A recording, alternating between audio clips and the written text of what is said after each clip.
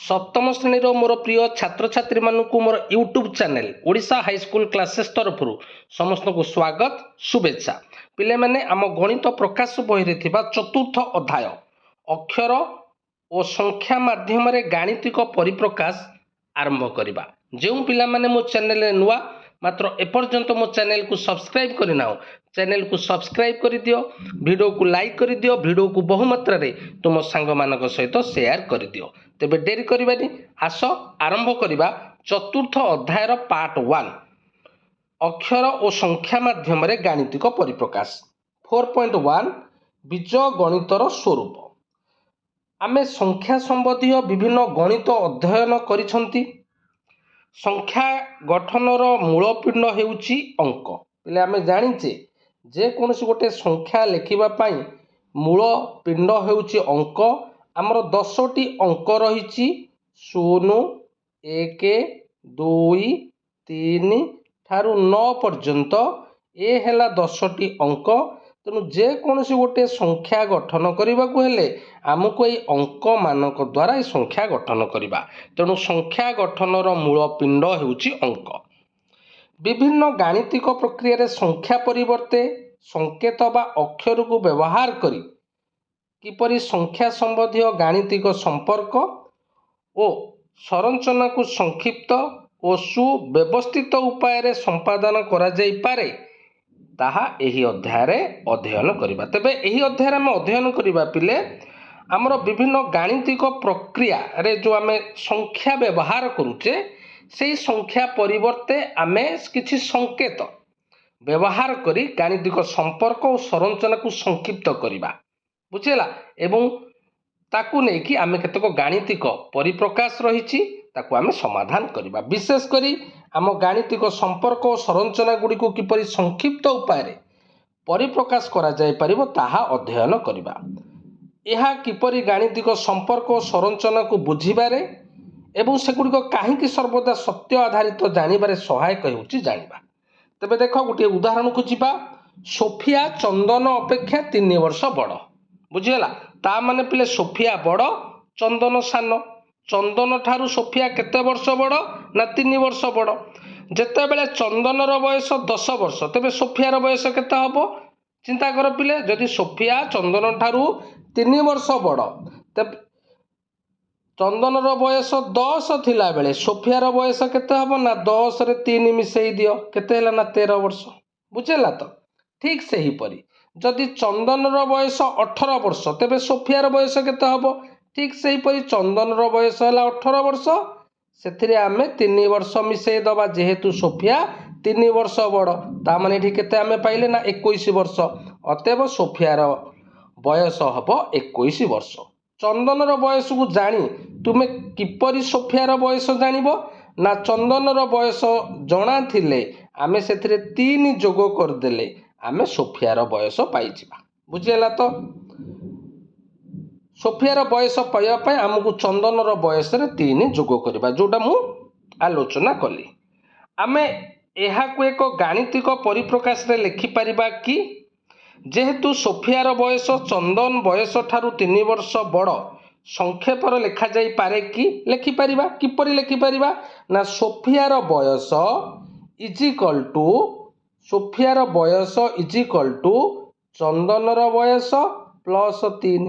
बुझेला तो आकु जदि आमे संक्षेप रे लिखिबा तेबे सोफियार बयस इज इक्वल टू चंदनर बयस प्लस 3।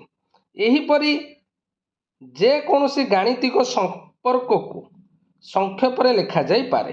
पिले एही परी जेमति उदाहरण 1 रे आमे गोटिए संपर्क को संक्षेप रे लिखिले से परी जे कोनोसी गोटे गाणितिक परिप्रकाश को आमे संक्षेप रे लिखि परिबा। उपरोक्त संपर्क रे सोफियार बयस चंदनर बयस परिवर्ते एक संक्षिप्त संकेत बा अक्षर व्यवहार करि परिबा। साधारणतः एही उद्देश्य पाई अक्षर बा क्षुद्र वाक्यांश मध्य व्यवहृत हुए। आस आमे चंदनर बयस को इंग्राजी अक्षर ए नबा। अन्य इंग्राजी अक्षर मध्य निया जाय पारे किंतु एठारे चंदनर बयस को से ए नैछि सोफियार बयस को एस नैछि। तेबे आमे एठी कोन कहि परिबा ना एठी आमे कहि परिबा पिले जेहेतु सोफिया चंदन ठारू केते वर्ष बड़ ना 3 वर्ष बड़ तेणु आम ये कहीपर सोफियार बयस को नेले एस, चंदनर बयस को नेले ए, ता माने s is equal to A plus 3। बुझेगा तो s is equal to A plus 3। यह आम कौन कहवा ना यह आम कहवा बीजगाणितिक परिप्रकाश। बुझीगला तो तेबे एठी देइछि तमरो देख चंदनर बयस एवं सोफियार बयस। बुझी पाइल जेतेबेले चंदनर बयस 4 वर्ष तेबे सोफियार बयस केते हबो ना 4 प्लस 3 समान केते ना 7 वर्ष। जेतेबेले चंदनर बयस 10 वर्ष सोफियार बयस केते हबो ना 10 मिशाण 3 समान 13 वर्ष। जेतेबेले चंदनर बयस 23 वर्ष सोफियार बयस हम 23 प्लस 3 26 वर्ष। जेतेबेले चंदनर बयस ए वर्ष तेबे सोफियार बयस केते हबो ना ए प्लस 3। बुझी पाइल तो तेणु यही जोटा आम पाइले s is equal to A plus 3। बुझेगा तो यह आम गोटे बीजगाणितिक परिप्रकाश कहवा। बुझिपाइल एठारे संख्या बदल आमे जो संकेत व्यवहार कले कौन संकेत व्यवहार कले ना चंदनर बयस को ए नेले सोफियार बयस को एस नेले ता माने आमे एठी लिखिले S is equal to A plus 3। समस्ते टिके बुझ एठी एस इंग्राजी अक्षर किंतु यह गोटे संख्या को बुझाऊछि। एठारे गोटे इंग्राजी अक्षर किंतु यह गोटे संख्या को बुझाऊछि। तेणु एस आउ ए को एठारे अक्षर संख्या कहुए। मन रखी था जदि गोटे अक्षर किसी संख्या को बुझेला ताकू आमे कहवा अक्षर संख्या। बुझेला तो तेणु एहीपरि अक्षर संख्या नहीं गाणितिक परिप्रकाश को बीजगाणितिक परिप्रकाश बोली कहवा। समस्ते बुझीपार बीजगाणितिक परिप्रकाश क्या कहवा भल से बुझ पिले। बीजगाणितिक परिप्रकाश क्या कहवा ना एहीपरि एकाधिक एक बा एकाधिक अक्षर संख्या बुझेला अक्षर संख्या को नहीं जो गाणितिक परिप्रकाश सृष्टि हैला ताहाको आमे कहबा बीजगाणितिक परिप्रकाश। ता माने s is equal to A plus 3 यह हेउची गोटे गाणितिक परिप्रकाश। एहार अक्षर संख्या किए ना एस गोटे अक्षर संख्या ए गोटे अक्षर संख्या। बुझी पाइल तो यह को कहबा बीजगाणितिक परिप्रकाश। मनकर मु कहबी 13 प्लस 3 यह को आमे कौन बीजगाणितिक परिप्रकाश कहि परिबा कि ना यह को आमे एक गाणितिक परिप्रकाश कहबा किंतु बीजगाणितिक परिप्रकाश कहि परिबा नाही। काहे कि ना एठारे अक्षर संख्या नाही। अच्छा x प्लस 5 आकु आमे बीजगाणितिक परिप्रकाश कहि परिबा जेहेतु एठी x ट होची अक्षर संख्या। समस्ते संज्ञा बुझी पारल एक बा एकाधिक अक्षर संख्या को नहीं गठित गाणितिक परिप्रकाश को बीजगाणितिक परिप्रकाश बोली कहबा। बुझीगला तो वर्तमान देखिया पिले सोफियार बयस दिए जाइछि चंदनर बयस को किपरि गाणितिक प्रकाश रे लिखिबा। जदि चंदनर बयस दिया जाइछि सोफियार बयस को आमे लिखिले S is equal to A plus 3। वर्तमान उल्टा अर्थात सोफियार बयस दिया जाइछि तेबे चंदनर बयस को गाणितिक परिप्रकाश रे किपरि लिखिबा। अच्छा देख आलोचना करिबा। तेबे आमे जानिले सोफियार बयस चंदन ठारू 3 वर्ष बेसी। अन्य भाषा रे जदि आमे कहिबा चंदनर बयस सोफियार बयस ठारू 3 वर्ष कम। हाँ कि नहीं पिले ता माने एठी आमे जदि ताकू संक्षेप रे लिखिबा चंदनर बयस सोफियार बयस फेडाण 3 वर्ष। बुझेला तो तेणु आर गाणितिक परिप्रकाश टी कौन हम ना चंदनर बयस है ए इज इक्वल टू सोफियार बयस को नहीं से एस माइनस 3। बुझेला ए हैला आमर गाणितिक परिप्रकाश चंदनर बयस को आमे गाणितिक परिप्रकाश माध्यम रे प्रकाश कले। समस्ते बुझी पारिल जदि सोफियार बयस 20 वर्ष हुए तेबे एही बीजगाणितिक परिप्रकाश को व्यवहार करी चंदनर बयस निर्णय कर। बुझेला तो तेबे एठी कौन देइछि ना सोफियार बयस 20 वर्ष तेबे चंदनर बयस केते हबो तेबे आमे जानिले A is equal to S minus 3। बुझेला तो तेबे पचारछि चंदनर बयस सोफियार बयस देइछि एस इज इक्वल टू 20 तेणु 20 माइनस 3 इज इक्वल टू केते ना 17 वर्ष। ଅତଏବ ଚନ୍ଦନର ବୟସ କେତେ ହେବ ନା 17 ବର୍ଷ। ସମସ୍ତେ ବୁଝିପାରିଲ ତ? ଏସ୍ ବଦଳରେ ଆମେ 20 ପକେଇଦେଲେ, ବୁଝିହେଲା। ଯେହେତୁ ସୋଫିଆର ବୟସ ଦେଇଛି 20 ବର୍ଷ, ତେଣୁ 20ରୁ 3 ଗଲେ 17 ବର୍ଷ। ଅତଏବ ଚନ୍ଦନର ବୟସ 17 ବର୍ଷ। ଉଦାହରଣ 2କୁ ଯିବା। ଗୀତା ଦିଆସିଲି କାଠିରେ ଏକ ସଂରଚନା ପ୍ରସ୍ତୁତ କରୁଛି। ଚିତ୍ର 4.2 ପରି ବାରମ୍ବାର ଏଲ୍ ସଂରଚନା ପରେ ଆଉ ଗୋଟିଏ ଏଲ୍ ସଂରଚନା କରୁଛି। ତେବେ ଲକ୍ଷ୍ୟ କର ପିଲେ, ସେ ଦିଆସିଲି କାଠି ନେଇକି ଏଲ୍ ସଂରଚନା କରୁଛି। ତେବେ ଗୋଟିଏ ଏଲ୍ ପାଇଁ କେତୋଟି ଦିଆସିଲି କାଠି ଦରକାର ହେଉଛି ନା 2ଟି। ଆଚ୍ଛା, ଏଠେଇ ସେ କେତୋଟି ଏଲ୍ କରିଛି ନା 2ଟି। ତା ମାନେ କେତୋଟି ଦିଆସିଲି କାଠି ଦରକାର ହେଉଛି 2 ଗୁଣନ 2। ଏଠେଇ କେତୋଟି ଏଲ୍ ହେଇଛି 3ଟି। ତା ମାନେ 2 ଗୁଣନ 3 ସମାନେ 6ଟି ଦିଆସିଲି କାଠି ଆବଶ୍ୟକ ହେଉଛି। ବୁଝିହେଲା ତ? ତେବେ ଦେଖ, ଏହିପରି 5ଟି ଏଲ୍ ତିଆରି କରିବା ପାଇଁ କେତୋଟି ଦିଆସିଲି କାଠି ଆବଶ୍ୟକ? ତେବେ ଗୋଟିଏ ଏଲ୍ ପାଇଁ ଯଦି 2ଟି ଦିଆସିଲି କାଠି ଆବଶ୍ୟକ, ତେବେ 5ଟି ଏଲ୍ ପାଇଁ କେତେ ହେବ ନା 2 × 5 ସମାନେ 10ଟି ଦିଆସିଲି କାଠି। 7ଟି ଏଲ୍ ପାଇଁ କେତେ ହେବ ନା 2 × 7 ସମାନେ 14ଟି ଦିଆସିଲି। ବୁଝିହେଲା। 45ଟି ଏଲ୍ ତିଆରି କରିବା ପାଇଁ କେତୋଟି ଦିଆସିଲି କାଠି ହେବ ନା 2 × 45 ସମାନେ 90ଟି ଦିଆସିଲି କାଠି ଆବଶ୍ୟକ ହେବ। ତା ମାନେ ଏଠି ଆମେ ଗୋଟେ ସମ୍ପର୍କ ପାଇଲେ। କ'ଣ ସମ୍ପର୍କ ପାଇଲେ ନା ଗୋଟିଏ ଏଲ୍ ଗଠନ ପାଇଁ 2ଟି ଦିଆସିଲି କାଠି ଆବଶ୍ୟକ। ତେଣୁ ଆବଶ୍ୟକୀୟ ଦିଆସିଲି କାଠି ସଂଖ୍ୟା ହେଲା 2 ଗୁଣନ ସଂରଚନା ଏଲ୍ର ସଂଖ୍ୟା। ବୁଝିହେଲା ତ? ତେଣୁ ଏଠି ଯେତେବେଳେ ଆମେ 5ଟି ଏଲ୍ କହୁଥିଲେ, ତେଣୁ ଆମେ ଏଠି ପକାଉଥିଲେ 2 × 5। ଯେତେବେଳେ 45ଟି ଏଲ୍ କଥା କହୁଥିଲେ 2 × 45। ତେଣୁ ତାର ସଂକ୍ଷେପରେ କହିଲେ ଦିଆସିଲି କାଠିର ସଂଖ୍ୟା = 2 × ସଂରଚନା ଏଲ୍ର ସଂଖ୍ୟା।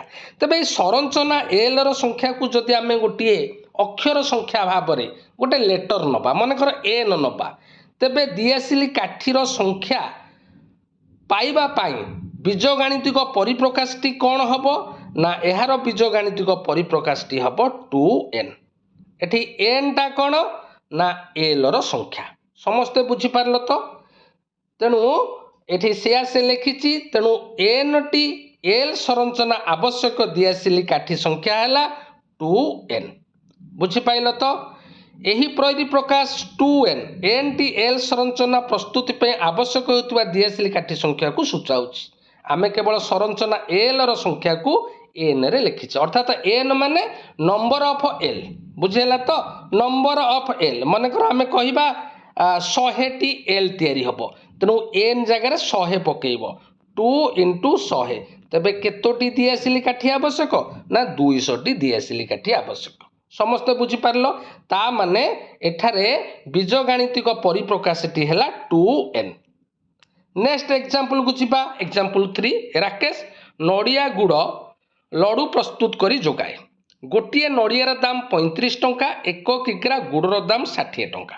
ତେବେ ସେ ଲଡ଼ୁ କରେ, ନଡ଼ିଆ ଗୁଡ଼କୁ ନେଇକି ଲଡ଼ୁ କରେ। ଆଚ୍ଛା, ଗୋଟିଏ ନଡ଼ିଆର ଦାମ 35 ଟଙ୍କା, 1 କିଗ୍ରା ଗୁଡ଼ର ଦାମ 60 ଟଙ୍କା। ବୁଝିହେଲା ତ?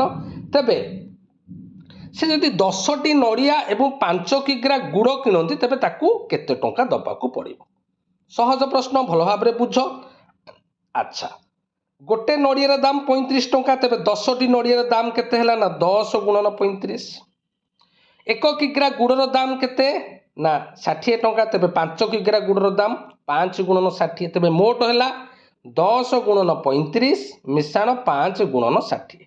10 ଗୁଣନ 35 ହେଲା 350 ଟଙ୍କା, 5 ଗୁଣନ 60 ହେଲା 300 ଟଙ୍କା। ତେବେ ମୋଟ ହେଇଗଲା 650 ଟଙ୍କା। ତେବେ ତାକୁ ମୋଟ କେତେ ଟଙ୍କା ଖର୍ଚ୍ଚ କରିବାକୁ ପଡ଼ିବ ନା 650 ଟଙ୍କା ଖର୍ଚ୍ଚ କରିବାକୁ ପଡ଼ିବ, ବା କେତେ ଟଙ୍କା ଦେବ ସେ ନା 650 ଟଙ୍କା ଦେବ। ଯଦି ସେ 8ଟି ନଡ଼ିଆ 9 କିଗ୍ରା ଗୁଡ଼ କିଣନ୍ତି, ତେବେ ସେ କେତେ ଟଙ୍କା ଦେବେ? ବୁଝିଲା? ଏଇଟା ଆମେ ନିର୍ଣ୍ଣୟ କରିବା। ଗୋଟେ ଆକ୍ଟିଭିଟି ଦେଇଛି, ଏଇଠି କରିବା। ଦେଖ, ସେ କ'ଣ ଦେଇଛି ନା 8ଟି ନଡ଼ିଆ। ବୁଝିପାରିଲ ତ ପିଲେ? ତେବେ ଗୋଟେ ନଡ଼ିଆର ଦାମ କେତେ ପିଲେ ନା 35 ଟଙ୍କା। ତା ମାନେ 8ଟି ନଡ଼ିଆ 8 ଗୁଣନ 35 ମିଶାଣ କେତେ କିଗ୍ରା ଗୁଡ଼ ନା 9 କିଗ୍ରା। ବୁଝିହେଲା? 9 କିଗ୍ରା ଗୁଡ଼ ଗୋଟେ किग्रा गुड़र दाम 60 टंका बुझेगा दीटा जाक मिसई दबा पिले 35 को 8 रे गुणिले केते ना 280 टंका प्लस 9 को 60 रे गुणिले केते ना 540 टंका तेबे दीटा जाक मिसई देले केते हला ना 820 टंका तेबे से केते टंका देबे ना 820 टंका देबे समस्ते बुझी पारलो एक निर्दिष्ट संख्यक नड़िया और गुड़र परिमाण पाई समुदाय मूल्य को बीजगाणितिक परिप्रकाश रे लेख आस एठारे गाणितिक संपर्क गुड़ी को चिन्हट करवा एवं परिप्रकाश को लेखिबा तेबे लक्ष्य कर पिले आवश्यक परिमाण संपर्क एवं गाणितिक परिप्रकाश तेबे नड़ियार मूल्य केते हबो ना नड़िया संख्या गुणन 35 कहीं ना गोटे नड़ियार दाम केते ना 35 टंका बुझी पाइल तो तेणु एठे नड़ियार मूल्य हबो नड़िया संख्या गुणन 35 तेबे नड़िया संख्या नड़िया को पिले आमे कोकोनट कहूचे तेणु तार प्रथम अक्षर होची सी तेणु एठारे अक्षर संख्या नड़िया संख्या पाई अक्षर संख्या नहीं सी तेणु एटा हेगला सी इंटू 35 तापरे गुड़ बुझेला गुड़ अच्छा गुड़ परिमाण इंटू 60 एक किग्रा गुड़र दाम 60 अच्छा एठी हबो तार गाणितिक परिप्रकाश टी जे इंटू 60 बुझी पाइल तो पिले तेबे देख एठारे सी नड़ियार संख्या जे गुड़र परिमाण सूचित करा जाउछि समुदाय देय टंका हला नड़िया मूल्य प्लस गुड़र मूल्य नड़िया मूल्य कौन ना सी इंटू 35 गुड़र मूल्य कौन जे इंटू 60 ए दीटा जाक मिसा हम बुझीगला तो सी लिखी देख यही बीजगाणितिक परिप्रकाशटी है सी इंटू 35 प्लस जे इंटू 60 सीटा क्या सूचौची नड़िया संख्या जेटा क्या सूचौची केते किग्रा गुड़ बुझीगला तो यही परिप्रकाश को व्यवहार करी 7टी नड़िया 4 किलोग्राम गुड़ पाई समुदाय टंका निर्णय कर ध्यान दियो जे सी और जे र भिन्न भिन्न मूल्य पाई परिप्रकाशर मूल्य मध्य बदली जाउछि निश्चित बदलिबो सी एवं जे र मान जदि बदलिबो परिप्रकाशर मूल्य मध्य बदलिबो तेबे आम पाई गोटे प्रश्न देइछि आमे एई बीजगाणितिक परिप्रकाश को व्यवहार करी 7टी नड़िया बुझीगला तो ता माने सी जगह पकेबा 7 गुणन 35 मिश्रण जे जगह केते पकेबा ना 4 गुणन 60 केते हला देखिबा 7 को 35 रे पिले गुणिले केते हला ना 245 245 टंका बुझेला एवं एटा हे गला 4 को 60 रे गुणिले केते हला ना 6 चु 24 240 टंका बुझेला तो एटा मिसई देले केते हला ना 485 टंका बुझेला से जो देइथिला एही सूत्र को व्यवहार करी 7टी नड़िया और 4 किलोग्राम गुड़र दाम केते तेबे आमे दाम पाई गले 485 टंका एठी जदि नड़िया संख्या एवं गुड़र परिमाण को आमे जदि परिवर्तन करिबा तेबे ए बीजगाणितिक परिप्रकाशर मूल्य परिवर्तन हबो निश्चिंत परिवर्तन हबो उदाहरण 4 सरल आकृति विशिष्ट क्षेत्रर परिसीमा निर्णय प्रणाली सहित आमे परिचित परिसीमा निर्णय पाई परिप्रकाशटी लेख अच्छा एक वर्ग क्षेत्रर परिसीमा एहार एक बाहुर 4 गुण आमे जानिचे एटा आमे चतुर्थ श्रेणी पढ़ीचे गोटे वर्गकार क्षेत्र एहार परिसीमा अर्थात पेरीमीटर समान कौन ना बाहुर 4 गुण बुझीगला तो जदि आमे बाहुर दैर्घ्य को क्यू नबा तेबे परिसीमा हबो 4q यह गोटे होची बीजगाणितिक परिप्रकाश बुझीगला तो एक वर्ग क्षेत्रर एक बाहुर दैर्घ्य 7 सेमी हेले आमे क्यू जगह केते पकेबा 7 ता माने 4 इंटू 7 7 28 सेंटीमीटर ता माने वर्ग क्षेत्रर परिसीमा हला 28 सेंटीमीटर बुझीगला तो एही प्रकार गाणितिक संपर्क परिप्रकाश को सूत्र कहुए निश्चित भाव आम प्रथम रू आम जाचे जे वर्ग क्षेत्रर परिसीमार सूत्र जदि आम ये क्यू बदल ए नबा आम जाचे जे वर्ग क्षेत्रर परिसीमा है 4a बुझीगला तो आयत क्षेत्रर परिसीमा है 2 whole into a plus b एटा है दैर्घ्य बीटा है प्रस्थ बुझीगला तो तेणु यह बीजगाणितिक परिप्रकाश गोटे गोटे सूत्र मध्य समस्ते बुझीपार नेक्स्ट क्लास रे यार गोटे एक्टिविटी देइछि पिले बा अनुशीलनी देइछि ନିଜେ କରି ଦେଖ। ଏହାକୁ ଆମେ ନେକ୍ସଟ କ୍ଲାସ୍ରେ ଡିସ୍କସନ୍ କରିବା। ସମସ୍ତଙ୍କୁ ଅନେକ ଅନେକ ଧନ୍ୟବାଦ।